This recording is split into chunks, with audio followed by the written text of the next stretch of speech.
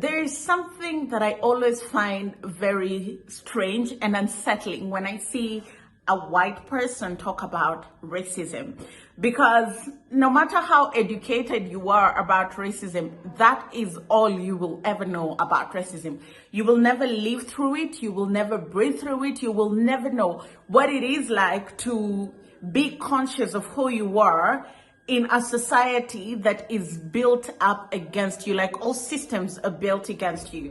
And I was watching a certain interview on British news channel, and there was this white guy who is well-read and well-researched, but was having very controversial takes about race and about racism. And I think that this is a conversation that I would like us to have, because as a Kenyan whose grandparents lived through colonization and some of the atrocities that the Brits committed in Africa, and some of the things that Britain continues to do to the descendants of slavery in the UK, it's very interesting for somebody to have such controversial takes when it comes to racism, and on top of it, be white. The way you undermine national identity, essentially, is to get citizens of a nation to lose their self-confidence. Mm-hmm. Yes. So that's why you see an attack on white people in this country. You see, if you're at school, you're taught, and if you're white, that actually your forefathers were slave traders, that you should be ashamed of the British Empire, that those who guaranteed our freedom by fighting Nazi Germany were actually no more than white supremacists, that you are entitled. You should be ashamed of that entitlement. They undermine our language as well. They promote, ostensibly promote minority interest to the detriment of the majority by making you sexually phobic if you don't sign up to their LGBTQ plus agenda. You know, it's multifaceted, this attack. And yet you think it has an ideological globalist. It does. Because you know what's so interesting, Ben? Hearing you say the word self-confidence, because when you were talking then, Zubi, about the fact that you feel you never experienced overt racism, I'm looking at it and thinking, why? And what I'm seeing is self-confidence. Yeah. Like nothing. Hello there, how are you doing? Welcome to another episode of our Conversations. My name is Ondiro Oganga. I'm a business journalist by profession and a digital content creator. I love coming on here and having conversations with you guys about Black people, Africa, our empowerment, and how we can rise up and take our rightful place at the global stage. Today, I want us to discuss an interview that Zubi and his counterpart had on a British news channel.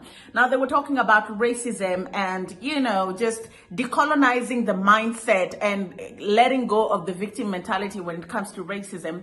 But this is always a double-edged sword. I always feel like news outlets will look for that one person that has gone against the grain, that has benefited from a very racist system, and then portray them as the poster child and say, oh, look, Zubi is successful in the UK. What do you mean there's racism and racism is holding you back? Now, this is not to minimize the hurdles that Zubi has had to jump through, but in them glorifying him, they do it in a manner that almost minimizes the impact of race and how it holds back very many people, not just in the United Kingdom, but across the world. Now, Zubi said something very interesting in that interview. He said there's more demand for racism, and so that is why race is such a hot topic debate, because there are people that benefit from having this racial prejudice conversations and racism being at the center of every conversation. Now, there's two ways to argue about this. I hear what Zubi is saying, that in every market there's a madman. There are people who are out to profiteer from worthy causes, but it doesn't take away from the fact that the cause is worthy. It doesn't take away from the fact that just because 2 or 3 people profiteer from talking about race issues, it doesn't erase and negate the fact that race is still a stumbling block towards the achievement of equity, equality, and justice for many Black people, and not just in the United Kingdom, but across the world. Was there a time, Zubi, when we did need to have this conversation, but maybe we've gone into a more post-racial world now? There was probably a time, but it was also probably before I was born. Wow. Okay. You know, the fact that these conversations are happening more now around racism and what I would call racialism, a lot of it has been imported from the USA, that's for sure. And it's happening all across the West. So these same conversations and concerns that are happening right here and these type of investigations, the exact same things happening all across the USA, but with even more fervor. It's happening in Canada, it's happening in Australia. Basically, any Western, particularly English-speaking Anglosphere country, these conversations are going on. And I think that the demand for racism has been much higher than the supply for a long time. I see what you mean, but who's vested in that then? Who has a vested interest in there being more racism than there really is? People who profit from it. Which is who? There are organizations, there are groups, there are politicians, there are activists whose entire livelihood and reason for being would cease to exist if everyone just said, actually, you know what, we all agree that racism is bad. We also agree that more than pretty much any other part of the world or any other time in human history, we've made more progress in combating it, which was necessary in the past and, you know, and still is as we go on. But you don't combat racism with more racism. But Zubi went ahead to also say something very interesting during that conversation. He said he has never experienced racism, and also he has met hundreds and thousands of people who have not experienced racism. Fair enough. That's so fair. And it's so true, because strides have been made. There has been progress. But then again, two things can coexist. There are people, and I'm being very categorical in saying, who have been lucky enough, because we know how catastrophic some of these encounters can be. You know, people get lynched to death. Breonna Taylor was just sleeping at home when she got shot to death. You know, you get stopped by the police, and in the process of you trying to identify yourself, you get shot. You know, it's so brutal that just one good interaction doesn't count out all the bad interactions that people have had. You know, just because you're one black person that made it out of a system that is perpetually holding people of color back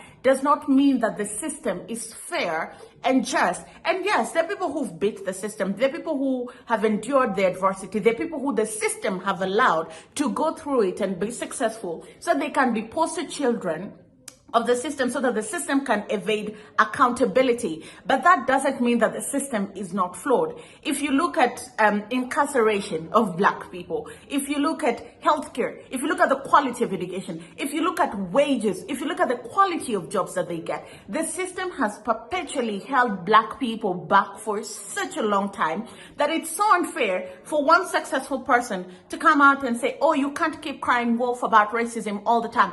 Bruh, you're lucky that you got out of the system. So many people are still being trapped and held back by the system. There'll be black guys watching this at home now who are like, hang on a minute, Zubi. You, like me, you will have been stopped more for knife crime. You might have not been prioritised for certain jobs. Like, you might have found yourself on the receiving end of insults on the street or threats from people. Yeah. So how do you not experience that? Or if you do you just handle it differently? I honestly have not experienced it. And through the nature of what I've done, I've actually met hundreds of thousands of people in the UK. Not exaggerating. I used to sell my CDs on the street and in shopping centers. I did that for over a decade. I have met hundreds of thousands of people in this country. I've traveled the world a lot. And I think I can categorically and fairly say that the UK is one of the least racist countries in the entire world. Oh, I think that's by quite a significant margin. Absolutely. No doubt. And look at our government, look at our cabinet, look at our Prime Minister. Exactly. Now, I'll say that, and someone will go and say, oh, he said racism doesn't exist. No, I'm not saying racism doesn't exist. It exists in every single country. It's a part of the human sin of, you know, bias and elements of tribalism. Right? Yeah. Tribalism in itself is not always inherently bad, but it can go off in bad ways. Just white people who are No, racist. not at all. No, not at all. So these sort of ideas, these radical ideas, which, you know, the term cultural Marxism has been sort of overused, but this is really what it is. Rather than looking at the class division, this is now splitting it across racial lines and trying to get and set people at each other's throats based on their skin color, their ethnic background, and so on. And ultimately, as Ben's already said, I mean, number one, many aspects of it are simply not true. And then secondly, it's not helpful, right? No one ever explains, okay, if you're gonna go and you're gonna sit a bunch of children down and you're gonna brainwash them with this nonsense, who is this helping?